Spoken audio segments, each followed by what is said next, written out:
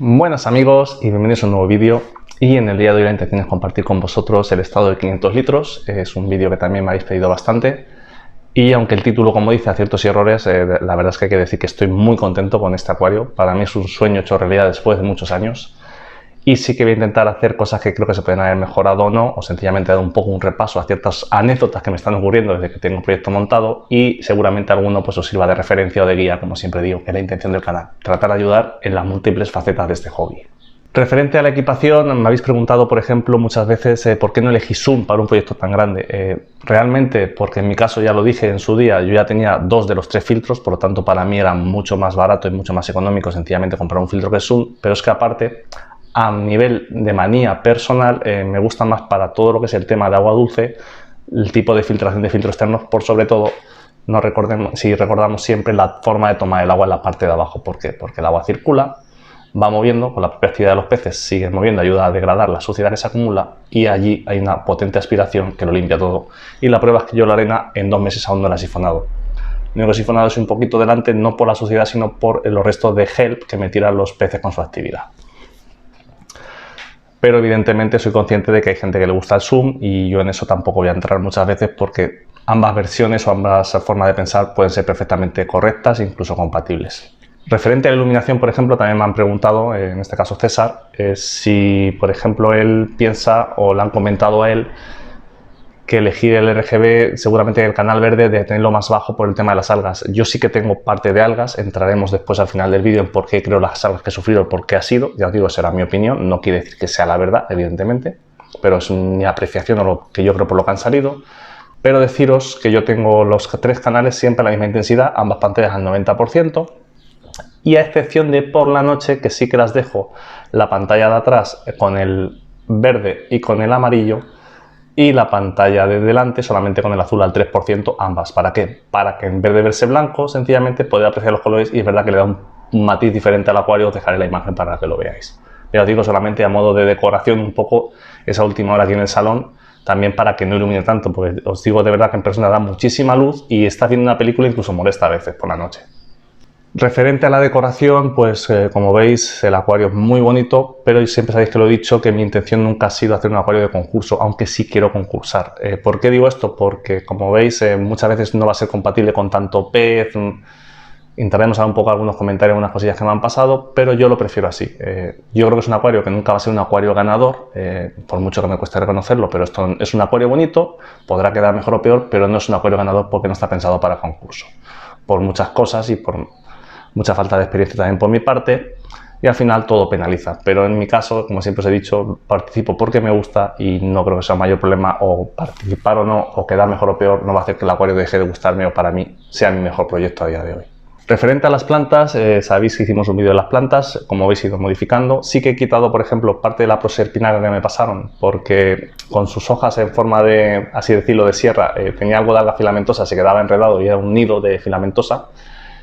Y también la rota, la Wallichi, pues le está costando tirar, como veis está aquí, os dejaré los detalles. Yo creo que más que nada en este caso, porque por iluminación estoy seguro que no es, porque tiene muchísima este acuario, sino que creo que entran ya fenómenos de alelopatía o de competencia de las plantas por los recursos.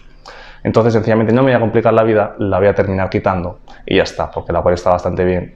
Y a veces lo que digo siempre, no nos obsesionemos en hacernos problemas que no tenemos porque tiene una planta o no, pues si no tira, no tira, ya tirarán otras.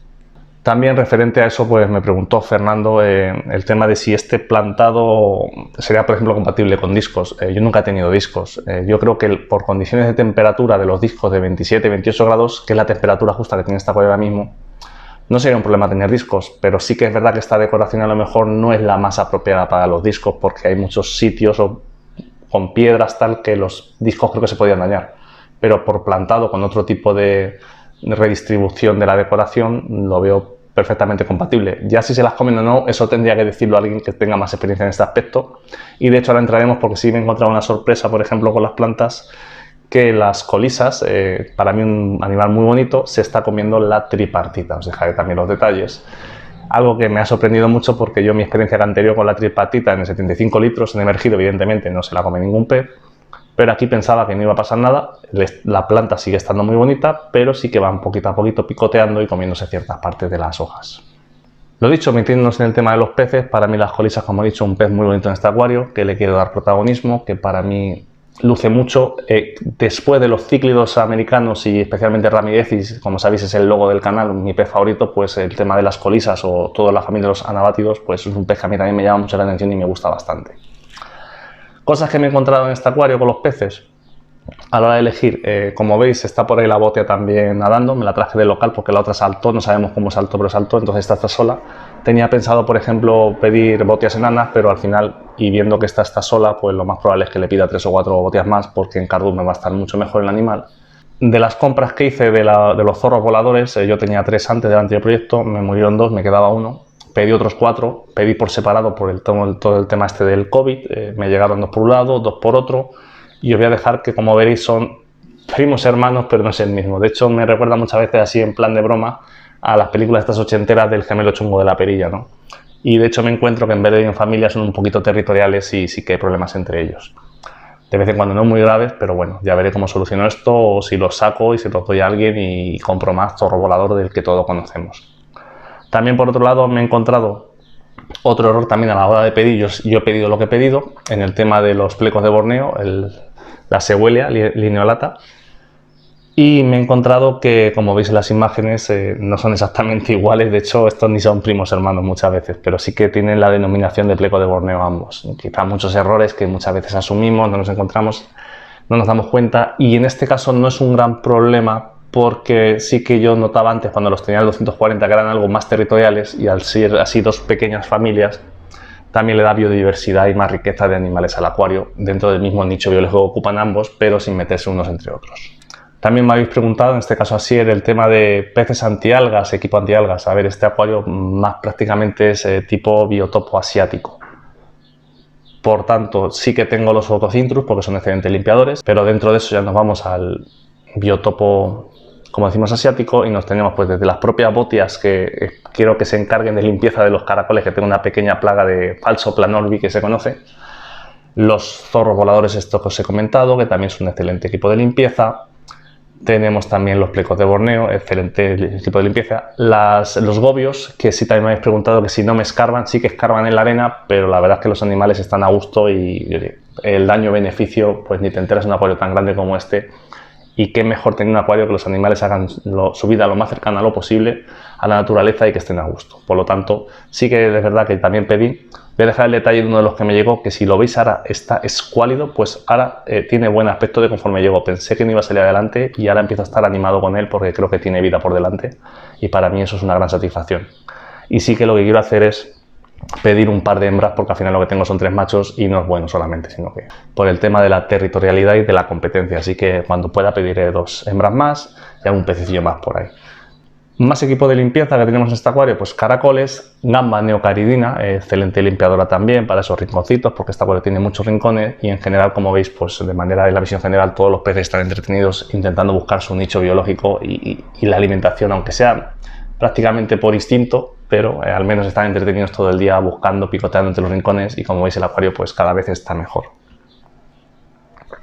Bien, ya como os he comentado para terminar el tema del abonado, pues si recordáis cuando empezamos el proyecto nos pilló la pandemia, me quedé sin abono, tuve explosión de punto verde, como veis se ha ido corrigiendo poquito a poquito, prácticamente ha desaparecido, por eso es muchas veces importante creer las rutinas de abonado que tenemos en el trabajo que estamos realizando y no dar bandazos o giros de 180 grados porque en 2 o 3 días no veamos resultados, sino que hay que ser constantes en lo que hacemos. También digo esto porque también había algo de filamentosa, como os he comentado antes. La filamentosa ya prácticamente ha desaparecido, aunque sigue quedando algo de ella, sobre todo en el tema de los musgos. Y la idea de todo esto es pues, que poco a poco el acuario va mejor y lo que yo he hecho para reducir, sobre todo por el tema del punto verde, es tener constancia porque yo creía la dosis de abonado que estaba utilizando. Y el tema de la filamentosa era porque, sabéis si recordáis, en el abono que yo uso en este caso, tenía un 10% de nitrógeno total en forma de amonio. Por lo tanto, como el acuario parece ser que no ha terminado de madurar al 100%, ahí quizás me he equivocado yo, he reducido ese porcentaje de amonio, entonces he mezclado un porcentaje del 25% de ese abono con un 25% de la versión que estoy trabajando de bajos requerimientos y el otro 50% sencillamente un 10-1 NP de toda la vida en sales. Y como veis cada vez va mejor. Entonces mi idea es conforme se vaya estabilizando así, ir subiendo progresivamente también lo que estaba utilizando para restaurar los niveles de amonio hasta el 10%. El problema es que como me apareció desde el principio por ese desequilibrio la filamentosa, pues es más difícil de erradicar, por ejemplo, que el punto verde, que sencillamente con mantener los niveles estables poco a poco entre la constancia, la seguridad que se hace y el equipo de limpieza, que para eso está, pues va desapareciendo. Así que espero que os haya gustado este vídeo. Como sabéis, es un poco informativo, entretenimiento, de actualización del estado del acuario. Ya sabéis, dejar vuestros comentarios como siempre, vuestros me gustas. Ya sabéis que no hay ninguna obligación de suscribirse, pero quien le apetezca, bienvenido a este canal. Y ya sabéis que aquí lo importante es aprender todos juntos y, como en el día de hoy, pues ver este acuario desde un punto de vista diferente. Nos vemos en el próximo vídeo. ¡Hasta luego, amigos!